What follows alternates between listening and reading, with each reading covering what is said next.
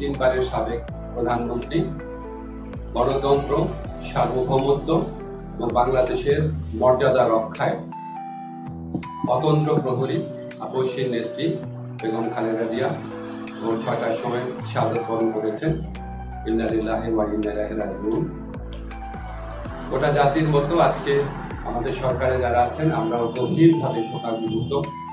এই শোকের পরিবেশে আজকে বিশেষ আয়োজনে প্রধান উপদেষ্টার সভাপতিত্বে উপদেষ্টা পরিষদের একটা বিশেষ সভা অনুষ্ঠিত হয়েছে। সভার শুরুতে সাবেক প্রধানমন্ত্রী বেগম খালেদা জিয়ার মৃত্যুতে দাঁড়িয়ে ১ মিনিটের নীরবতা পালন করা হয় এবং তার আত্মার মাগফিরাত কামনা করে মোনাজাত করা হয়।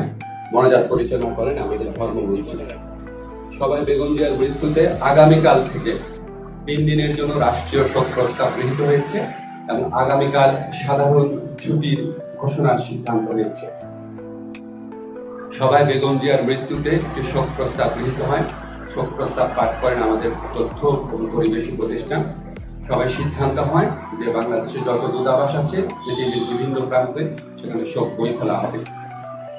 সভায় বিশেষ আমন্ত্রণের অংশ নেন বিএনপির মহাসচিব জনাব মির্জা ফখরুল ইসলাম আলমগীর। তিনি সাবেক প্রধানমন্ত্রী বেগম খালেদা জিয়ার পক্ষ থেকে, খালেদা জিয়ার পরিবার, বেগম এবং দলের পক্ষ থেকে অন্তর্বর্তীকালীন